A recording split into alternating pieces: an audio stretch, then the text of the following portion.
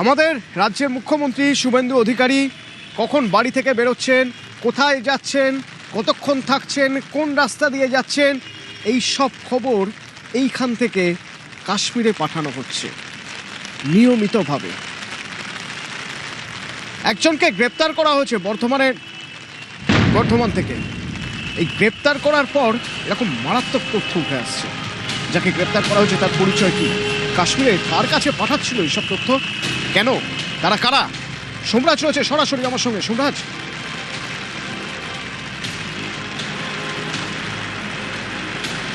দেখো, গতকাল রাত্রিবেলাতেই আটক করা হয়েছিল প্রথমে বেঙ্গল এসটিএফ এর তরফে, এবং তারপর তাকে ইতিমধ্যে গ্রেপ্তার করা হয়েছে এবং বর্ধমানে তাকে একটি সেফ জোনে রাখা হয়েছে। যেটা সূত্র মারফত জানা যাচ্ছে, সাজ্জাদ ভাট গোষ্ঠীর সঙ্গে যোগাযোগ ছিল এই হামিম মণ্ডলের, এবং তিনি কোনো রকম স্লিপার সেল হিসেবে কাজ করছিলেন না। তাকে সাজ্জাদ ভাট গোষ্ঠী মূলত এ রাজ্যে এখানে তার মাধ্যমে তাকে ব্যবহার করত, অর্থাৎ তার থেকে বিভিন্ন তথ্য নিত। বেঙ্গল এসটিএফ এর সদস্যরা তেমনটাই জানতে পেরেছে, এবং গতকাল রাত থেকে দিনভর জেরায় বেঙ্গল এসটিএফ এর তরফে যা তথ্য পাওয়া গেছে, যেটা দেখা যাচ্ছে যে এই হামিম মণ্ডল বর্তমান মুখ্যমন্ত্রীর বিভিন্ন লোকেশন তিনি পাঠাচ্ছিলেন কাশ্মীরে সাজ্জাদ ভাট গোষ্ঠীর কাছে। এরকম কিছু তথ্য বেঙ্গল এসটিএফ পেয়েছে, এবং বেঙ্গল এসটিএফ সেই তথ্য পাওয়ার পর ইতিমধ্যে রাজ্য প্রশাসনের শীর্ষ স্তরেও সেটা জানিয়েছে যে তার কাছে মুখ্যমন্ত্রী সম্পর্কে বেশ কিছু তথ্য রয়েছে, বিশেষ করে তার লোকেশন সংক্রান্ত কিছু তথ্য রয়েছে। যদিও সেটা বর্তমানে ক্রস ভেরিফাই করছে বেঙ্গল এসটিএফ, যে তিনি যে তথ্য পাঠাচ্ছেন বা তিনি বেঙ্গল এসটিএফকে জেরাতে যা জানিয়েছেন তার সঙ্গে কতটা সত্যতা রয়েছে সেটাই নিশ্চিত হতে চাইছে বেঙ্গল এসটিএফ বলেই সূত্র মারফত খবর। এবং সেই কারণেই বেঙ্গল এসটিএফ গোটা তাকে জেরা করে যে তথ্যগুলি পাচ্ছে সেগুলি যাচাই করছে। তার কারণ যে তথ্যগুলি ইতিমধ্যে বেঙ্গল এসটিএফ এর তদন্তকারী দলের হাতে এসেছে, সেখানে মুখ্যমন্ত্রী সম্পর্কে কতটা তথ্য রয়েছে সেই বিষয় সম্পর্কে আরও নিশ্চিত হতে চাইছে, এবং সেই কারণেই তদন্তের যে আওতা সেই আওতা আরও বাড়ানো হচ্ছে। তোমাকে জানিয়ে রাখি, যেটা সূত্র মারফত জানা যাচ্ছে, গোটা বিষয়টি নিয়েই রাজ্য প্রশাসনের শীর্ষ স্তর ইতিমধ্যেই কিছুক্ষণের মধ্যেই বৈঠক করবে। বিশেষ করে যেটা সূত্র মারফত জানা যাচ্ছে, Bengal STF, director of security এবং রাজ্য পুলিশের ডিজিপি একটি বৈঠকে বসতে চলেছে খুব শীঘ্রই। তার কারণ, যেহেতু মুখ্যমন্ত্রী সিকিউরিটি সংক্রান্ত বিষয় উঠে এসেছে, সেই কারণেই বেঙ্গল এসটিএফ এখনো পর্যন্ত তদন্তে কি তথ্য পেল সেই তথ্য নিয়ে সার্বিক পর্যালোচনায় বসতে চলেছে রাজ্য পুলিশের ডিজিপি সিদ্ধিনাথ গুপ্তা। খুব শীঘ্রই সেই বৈঠক হবে বলেই সূত্র মারফত জানা যাচ্ছে।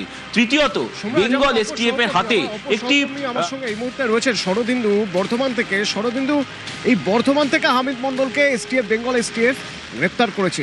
হামিদ মণ্ডল কে? এই হামিদ মণ্ডল কোথায় থাকতো বর্ধমানে? সে কি একা থাকতো? তার সঙ্গে আর কারা থাকতো? কোন জায়গায় থাকতো জানতে চাইবো শরদিন্দু। অতনু, যেটা জানা যাচ্ছে যে এই যে রেনেসা উপনগরী বর্ধমানের নবাবহাটে, সেখানের থাকতো এই হামিদ মণ্ডল, এবং তার সঙ্গে আরো 4 জন থাকতো এমনটাই জানা যাচ্ছে। খুব গোপনে সেখানে হানা দেয় এসটিএফ, এবং তাকে সেখানের একটি জিম থেকে তাকে গ্রেপ্তার করা হয় বা তাকে ধরা হয়। সে সময় জিমে ছিল এবং সেই জিম থেকে তাকে ধরা হয়। এবং এই যে রেনেসা উপনগরী, এটি একেবারে বর্ধমান শহরে ঢোকার মুখে এবং 19 নম্বর জাতীয় সড়কের একেবারে গায়ে। ফলে এই যে এখান থেকে বিপদ বুঝলেই জাতীয় সড়ক ধরে একেবারে দিল্লি কলকাতা যে জাতীয় সড়ক, সেই জাতীয় সড়ক ধরে চলে যাওয়া যেত। আসানসোল, দুর্গাপুর, বীরভূম থেকে শুরু করে সব জায়গায় চলে যাওয়ার পক্ষে খুব আদর্শ জায়গা ছিল এই যে রেনেসা উপনগরী, কারণ পাশেই জাতীয় সড়ক। ফলে খুব যে রেনেসা উপনগরী, তার পাশেই জাতীয় সড়ক, ফলে খুব তাড়াতাড়ি দ্রুত এক জায়গা থেকে অন্য জায়গায় চলে যাওয়া যেত, এবং সেই জন্যই এই জায়গাকে বেছে নেওয়া হয়েছিল। শুধু তাই নয়, সে ব্যাপারে আশপাশের বাসিন্দাদের কোন রকম ধারণা ছিল না, কারণ অনেকেই সেখানে বাড়ি কিনেছেন, ফ্ল্যাট কিনেছেন, সেখানে থাকেন না, সেই বাড়ি ভাড়া দিয়ে রেখেছেন। অনেকে থাকেন, তারা ব্যবসার কাজে বেরিয়ে যান, রাতে ঢোকেন কি ঢোকেন না। ফলে এই এলাকায় কারা আসছে, কারা থাকছে, ফাঁকা বাড়িতে কারা আসছে, এ ব্যাপারে কোন রকম তথ্য কারু কাছে নেই। সেই সুযোগের কাজে লাগিয়েছে এই জঙ্গি, অর্থাৎ সাজ্জাদ ভাট গোষ্ঠীর জঙ্গি। এই আবাসন তুমি বলছিলে, এই সেই রেনেসা আবাসন, যে আবাসনে লুকিয়ে থাকা সবচেয়ে সহজ। প্রথমত, আবাসনে যারা থাকেন তাদের মধ্যে অনেকে এনআরআই। ফ্ল্যাট বন্ধ, পাশের ফ্ল্যাটে কি হচ্ছে জানা সম্ভব নয়, ভাড়া দিয়ে থাকেন ফ্ল্যাট, যখন ভাড়া দিচ্ছেন সব রকম সব তথ্য সব সময় যাচাই করা হচ্ছে কি, প্রশ্ন থেকেই যাচ্ছে। হয়তো সব তথ্য যাচাই হচ্ছে না, সেই জন্য এইখানে থাকা এবং এখান থেকে নিজেদের অপারেশন চালিয়ে যাওয়া সহজ, সেই জন্য এই ধরনের কোনো আবাসন বেছে নেওয়া। এবং এই রেনেসা আবাসন ভৌগোলিকভাবে এমন একটা জায়গায় যে এখান থেকে প্রয়োজন হলে বিপদ বুঝলে সরে যাওয়া খুবই সহজ, সেই জন্য এই আবাসন বেছে নেওয়া।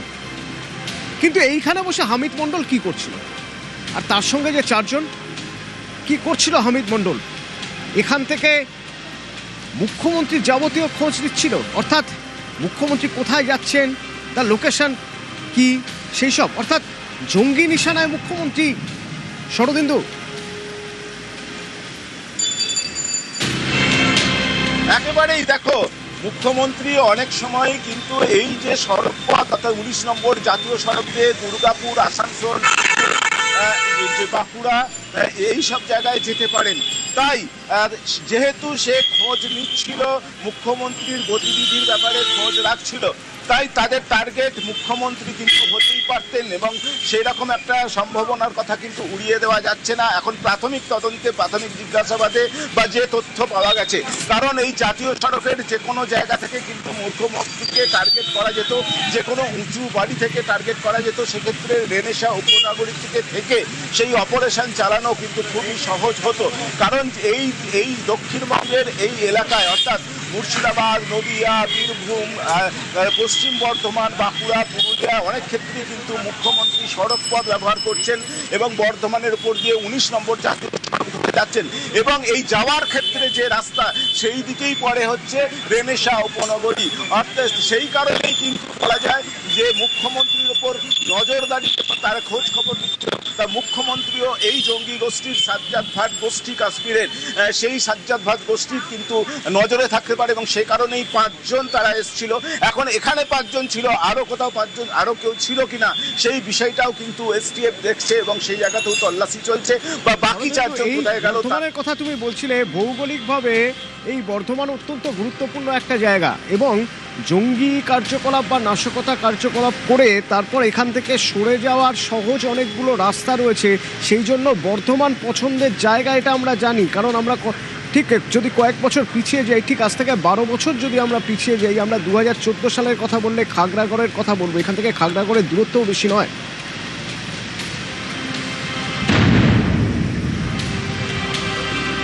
ঠিক খাগড়াগড়ের পাশেই বলা যেতে পারে এই এলাকা। কারণ আমরা দেখেছিলাম যে খাগড়াগড় কাণ্ড অর্থাৎ বর্ধমান বিস্ফোরণ কাণ্ড 2রা অক্টোবর মহাষ্টমীর দিন দুর্গাপুজোর যে ঘটনা ঘটেছিল, এবং তারপরেই সেই জঙ্গি কার্যকলাপ সামনে এসেছিল, এবং সেখান থেকে দেখা গেছে 1-2 কিলোমিটার অন্তর জঙ্গি ডেরা ছিল। তাই সেই জঙ্গি ডেরা কিন্তু দেখা যাচ্ছে খাগড়াগড়ের 4.2 কিলোমিটারের মধ্যে এই যে রেনেসা উপনগরীর এই এলাকা, এটাও কিন্তু সেই খাগড়াগড়ের পাশেই পড়ে।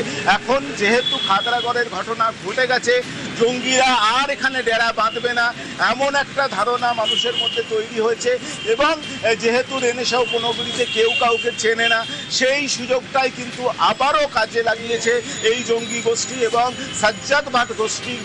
পুলওয়ামা কাণ্ডের সঙ্গে জড়িত যে গোষ্ঠী, সেই গোষ্ঠীর একেবারে হানিফ মণ্ডল সহ 5 জন এখানে ডেরা বেঁধেছিল। তারা মুখ্যমন্ত্রীর গতিবিধির উপর নজর রাখছিল। তাই মুখ্যমন্ত্রী তাদের টার্গেট ছিল কিনা এ বিষয়ে কিন্তু এসটিএফ এই বিষয়টিকে বিশেষ জোর দিয়ে দেখছে। পাশাপাশি অবস্থানগত কারণে একেবারে বর্ধমান শহরে খুব সহজে চলে আসা যায়। আবার কোনো রকম বিপদ আঁচ করলে রেনেসা থেকে বেরিয়েই 19 নম্বর জাতীয় সড়ক ধরে দিল্লি পৌঁছে যাওয়া যায়, বা দিল্লি থেকে কাশ্মীর পৌঁছে যাওয়া কোনো সেরকম কঠিন ব্যাপার নয়। আবার খুব সহজেই জাতীয় সড়ক ধরে 1-1.5 ঘন্টার মধ্যে কলকাতা পৌঁছে যাওয়া যায়, সেখান থেকে ফিরে আসা যায়। সব মিলিয়ে অবস্থানগত দিক দিয়ে, যোগাযোগ ব্যবস্থার উন্নতির একদম খুব একটা ভালো পয়েন্টকেই তারা বেছে নিয়েছিল তাদের ঘাঁটি করার জন্য, এবং বিশেষ করে যে জায়গায় বাঁচা হয়েছিল সেই জায়গা অভিজাত এলাকা, সেখানে কেউ কারো খোঁজ রাখে না, পাশের ফ্ল্যাটে কে থাকে কেউ জানে না, ফলে সেই জায়গাতেই ঘাঁটি গেড়েছিল সাজ্জাদ ভাট গোষ্ঠীর এই সদস্য সহ 4-5 জন।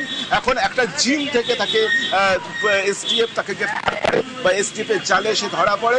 এখন তাদের কার্যকলাপ কি ছিল, আরো কোথাও ঘাঁটি ছিল কিনা খাগড়াগড় তার আশপাশ এলাকা বিভিন্ন জায়গায়, বীরভূম, বর্ধমান, এর ক্ষেত্রে আমরা যেমন খাগড়াগড় কাণ্ডে দেখেছিলাম যে বিভিন্ন জেলায় তাদের ঘাঁটি ছিল, এক্ষেত্রেও তারা ঘাঁটি গেড়ে কোথায় কোথায় ছিল সেই সব বিষয়ে খোঁজ নিচ্ছে এসটিএফ।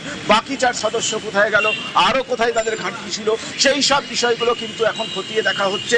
এবং যেটা পুলিশ সূত্রে এসটিএফ সূত্রে জানতে পারছি যে বেশ কিছু গুরুত্বপূর্ণ তথ্য তাদের সামনে এসেছে, সেই সব তথ্যের ভিত্তিতে আরো কয়েকজনকে তোলা হতে পারে বা ধরা তারা পড়তে পারে। এমনিতেই যে রাজ্যের যে সীমানা এলাকাগুলি যেখান থেকে পালিয়ে যাওয়া সম্ভব সেই সব থানা এলাকাগুলিকে অ্যালার্ট করে দেওয়া হয়েছে, সেই সব জায়গাতে চরম বলা যায় তল্লাশি চলছে, চিরুনি তল্লাশি চলছে, রাস্তায় গাড়ি।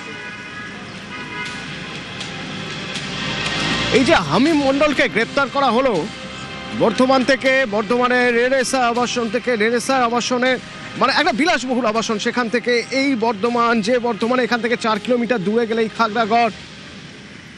কি পরিস্থিতি, একজনকে এখান থেকে গ্রেপ্তার করা হচ্ছে, তার বিরুদ্ধে অভিযোগ কি না, সে মুখ্যমন্ত্রীর গতিবিধি, মুখ্যমন্ত্রী কোথায় যাচ্ছেন না যাচ্ছেন সেই লোকেশন সে শেয়ার করছে কাশ্মীরে।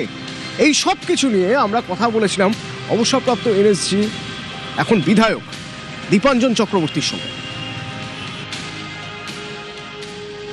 সন্ত্রাসবাদ জিহাদ কিন্তু নির্মূল হয়নি। 15 বছরে তৃণমূলের তত্ত্বাবধানে যেরকম ভাবে চাষবাস হয়েছে জিহাদিদের ওভার দ্য গ্রাউন্ড সাপোর্টার, এইটা কি ওভার দ্য গ্রাউন্ড ওয়ার্কার, এদের যদি নির্মূল করতে না পারি এরকম ঘটনা ঘটতেই থাকবে। ভারতীয় সেনা এবং ইন্টেলিজেন্স যেরকম ভাবে যৌথভাবে কাশ্মীর ভ্যালি থেকে এই over the ground worker OGW দের নির্মূল করেছে, কারণ এরাই সাপোর্ট যোগায়। কিন্তু প্রশ্ন হচ্ছে একটা বিলাসবহুল অ্যাপার্টমেন্টে মন্ডল ভাড়া কি করে নিয়ে নিল, সেখানে ভেরিফিকেশন হয়েছে, সেখানকার লোকেরা জানে সম্পর্কে সমস্ত তথ্য, আর যদি তাই থাকে সে তথ্যগুলো সরবরাহ করেছে কারা। এরকম ভাবে যদি রুটটা ধরা যায় তো ধরা পড়বে যে মন্ডল একটি ব্যক্তি, তার পেছনে অন্তত 10 জন লোক রয়েছে যারা ওকে শেল্টার দিতে সাহায্য করেছে, সেই লোকগুলোকে ধরতে হবে। হামিম মণ্ডল, শরদিন্দু, এই হামিম মণ্ডল সম্পর্কে আমরা আর কি জানতে পারছি? এই হামিম মণ্ডল বয়স কত, কি করতো কিছু জানা যাচ্ছে? সঙ্গে যারা ছিল তারা কোথায়?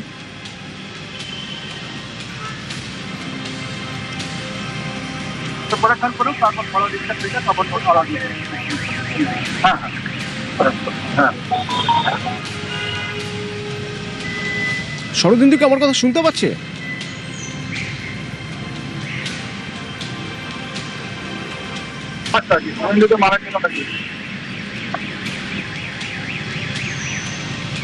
শরদিন্দু শোনা যাচ্ছে? শরদিন্দু, এই হামিম মণ্ডল সম্পর্কে আমরা আর কি জানতে পারছি? বয়স কত, বাড়ি কোথায়, এখানে সে কি করতো, তার সঙ্গে যারা ছিল তাদের সম্পর্কে কিছু জানা যাচ্ছে? দেখো, যেটা জানা যাচ্ছে যে রেনেসা রোহিণী 9 যে তার সেকেন্ড ফ্লোরের ফ্ল্যাট নাম্বার 2B, সেখানেই থাকতো এই সাজ্জাদ ভাট গোষ্ঠীর হামিম মণ্ডল সহ 5 জন। এখন তারা কতদিন ধরে এখানে ছিল সেটা জানার চেষ্টা চালাচ্ছে এসটিএফ, এবং তারা এখানে বসেই মুখ্যমন্ত্রীর গতিবিধি তারা নজর রাখতো এবং সেসব তথ্য সংগ্রহ করত এবং সেইগুলো কাশ্মীরে পাঠাতো। এখন তাদের কি উদ্দেশ্য ছিল, মুখ্যমন্ত্রীর উপর হামলার উদ্দেশ্য ছিল কিনা, নাশকতার উদ্দেশ্য ছিল কিনা, সেটাই দেখা হচ্ছে। তারা কি একটা সময় খুঁজছিল যে সময়ে তাদের কাছে নির্দেশ আসবে। এবং সঙ্গে থাকো দেবাশিস ধর, অবসরপ্রাপ্ত আইপিএস এবং এই মুহূর্তে বিধায়ক দেবাশিস বাবু আমার সঙ্গে রয়েছেন। দেবাশিস বাবু, একজনকে বেঙ্গল এসটিএফ গ্রেপ্তার করেছে, আটক করেছে, এই হচ্ছে হামিম মণ্ডল। এই হামিম মণ্ডল, তার বিরুদ্ধে অভিযোগ বা তার কাছ থেকে জানা যাচ্ছে যে মুখ্যমন্ত্রী কোথায় কোথায় যেতেন সেই সব লোকেশন শেয়ার করতো সে কাশ্মীরে। কাশ্মীরের সাজ্জাদ ভাট গোষ্ঠী যে রয়েছে জঙ্গি গোষ্ঠী, সেই গোষ্ঠীকে শেয়ার করতো সবকিছু। কি কিভাবে দেখছেন আপনি, কতটা ভয়ঙ্কর এইখানে বসে একজন এই কাজ করে যাচ্ছে দিনের পর দিন? দেখুন, এই যে পুরো নেটওয়ার্কিং, এটা আজ থেকে চলছে না, বহুদিন আগে থেকে চলছে। আর এই জঙ্গি গোষ্ঠীকে কে ঢোকাচ্ছে? এতদিন ধরে মমতা ব্যানার্জির নেতৃত্বাধীন তৃণমূল সরকার ছিল, তারা এদেরকে দীর্ঘদিন ধরে এন্ট্রি দিয়েছে, অবাধে অ্যালাউ করেছে, বর্ডার ফেন্সিং করতে দেয়নি, কোনোভাবে আমাদের বর্ডারকে প্রোটেক্ট করতে দেয়নি, এবং জাল পাসপোর্ট সহ অন্যান্য যে পরিচয়পত্র বানাতে সাহায্য করেছে। এক্ষেত্রে পুলিশের একটা অংশ কাজ করেছে বা প্রশাসনের একটা অংশ কাজ করেছে।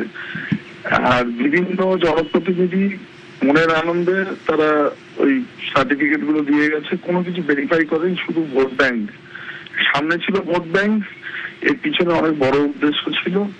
পুরোটাই ডিপ স্টেটের যে থিওরি, তারা যে ভারতবর্ষে যেভাবে আতঙ্কবাদ বা ভারতবর্ষকে ডিস্টেবিলাইজ করার জন্য দীর্ঘদিন ধরে এটা চালিয়ে গেছে, এটাকে কিন্তু প্রমোট করেছে। এটা খুব সাধারণ ঘটনা নয়।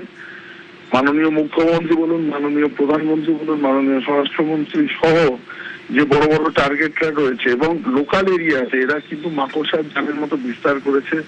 কারা এদের আশ্রয় দিয়েছে এবং কারা এদের এই জাল নথিপত্র বানাতে বা সরকারি নথিপত্র বানাতে সাহায্য করেছে, জাল ছাড়াও সরকারি নথিপত্র বানাতেও সাহায্য করেছে, এবং এই নেটওয়ার্কিংটাকে বাড়িয়েছে ওরা ওখানে বসে বসে। তার জন্য প্রত্যেকটি মানুষের খুঁজে বার করা উচিত। এবং সব থেকে বড় কথা, এই তদন্তটা করে কোন কোন পুলিশ অফিসার, কোন কোন ইন্টেলিজেন্স অফিসার এবং কারা কারা এর সাথে জড়িত ছিল, তাদের নির্দেশে করেছে, এবং সর্বোপরি দায়িত্ব কিন্তু মমতা ব্যানার্জির ওপরে যাবে। আমি আবার বলছি, উনি যেভাবে সরকার চালিয়েছেন, দেশ বিরোধী কাজ করে গেছেন, এর জন্য ওনার অত্যন্ত কঠিন সাজা হওয়া দরকার। এটা যদি দৃষ্টান্ত না প্রতিষ্ঠা করা হয়, আমাদের আগে তামিলনাড়ুর মুখ্যমন্ত্রী জয়ললিতা, তিনি মানে আমাদের বিভিন্ন, তারপরে হরিয়ানার মুখ্যমন্ত্রী সাজাপ্রাপ্ত হয়েছিলেন, আমাদের লালু প্রসাদ যাদব সাজাপ্রাপ্ত হয়েছিলেন, কিন্তু প্রত্যেকের ক্ষেত্রে কিন্তু আইন কিন্তু কাউকে ছেড়ে দেয়নি। উনি যেটা করেছেন, তারা তো অন্যান্য স্ক্যাম করেছিলেন, উনি যেটা করেছেন স্ক্যামের থেকে অনেক বড় জিনিস করেছেন, দেশের বিরুদ্ধে গিয়ে কাজ করেছেন।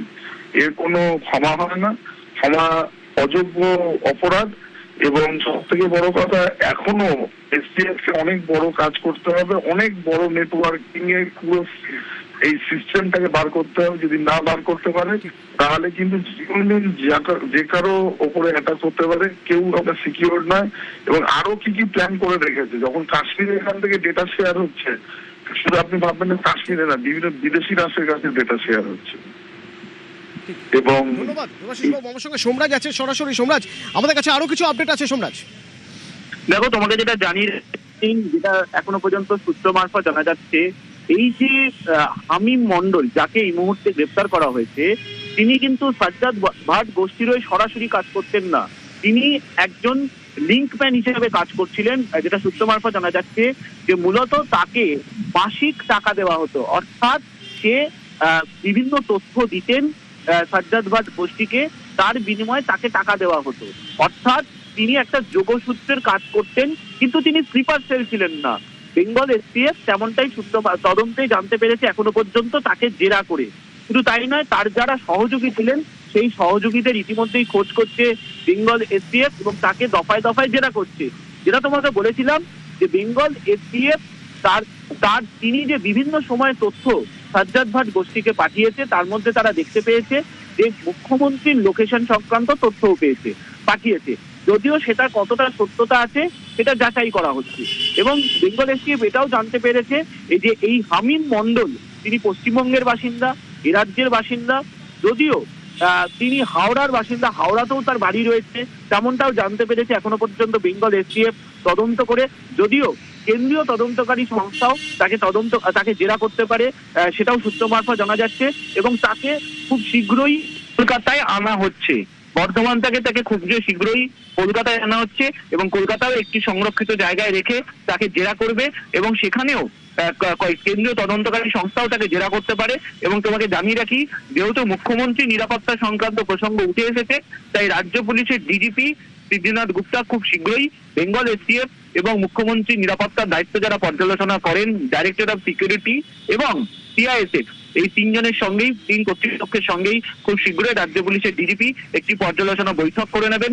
মূলত একে জেরা করে, এই হামিম মন্ডলকে জেরা করে এখনো পর্যন্ত কি কি তথ্য বেঙ্গল এসটিএফ পেয়েছে, সেখানে মুখ্যমন্ত্রীর লোকেশন সংক্রান্ত কি তথ্য তারা পাচ্ছেন এবং সেখানে এসটিএফ জেরা করে সেই সম্পর্কে আরো কিছু তথ্য পেল নাকি তা নিয়ে পর্যালোচনা বৈঠক কিছুক্ষণের মধ্যেই সেরে নেবেন রাজ্য পুলিশের ডিজিপি সিদ্ধিনাথ গুপ্তা বলেই সূত্র মারফত জানা যাচ্ছে। ওকে, সম্রাট যেমন জানালো যে হামিম মণ্ডল আমাদের রাজ্যেরই হাওড়ার বাসিন্দা, তাকে ধরা হলো রেনেসা আবাসন থেকে।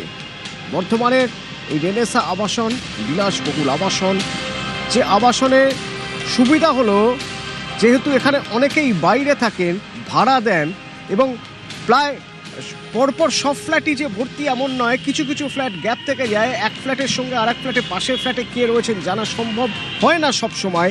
এক্ষেত্রে অ্যাডভান্টেজ থেকে যায় এই ধরনের নাশকতার কাজে যারা জড়িয়ে রয়েছে তারা যদি এখানে থাকে। এবং এই রেনেসা আবাসন ভৌগোলিকভাবে এমন একটা জায়গায় যেখান থেকে দ্রুত হাইওয়ে ধরে সরে পড়া যায়, পালিয়ে যাওয়া যায়।